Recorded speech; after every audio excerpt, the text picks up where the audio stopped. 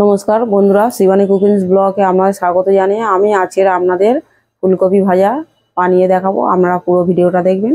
देखुन बंधुरा टाटका फुलकपि पाता दिয়েছি एकदम ওই জন্য ছোট ছোট পাতা এইগুলো আমি ভালো করে ধুয়ে মুছে নেব, নিয়ে বেটে নেব।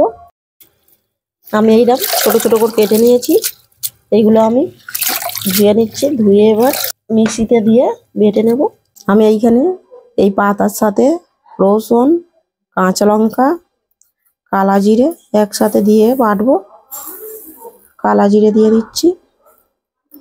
কপি পাতাটা ভাজার জন্য আমি কড়াই সরষের তেল দিয়ে দিচ্ছি। তেল গরম হয়ে গেছে, আমি এবার এই কপি পাতা বাটাটা দিয়ে দেব। আপনারা পারলে শুকনো লঙ্কা ফোড়ন দিতে পারেন, আমি এইখানে কাঁচা লঙ্কা দিয়েছি ওই জন্য শুকনো লঙ্কা ফোড়ন দেব না। এই বাটাটা আমি কড়াই দিয়ে দেব।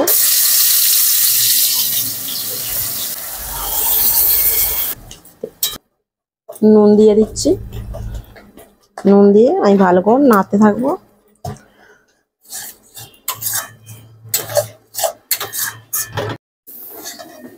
নেড়ে নেড়ে শুকনো করেছি, আরো একদম শুকনো করে নেব। হয়েছে, আমি এবার অল্প করে চিনি দিয়ে দিচ্ছি। এটা চিনির গুঁড়ো ছিল।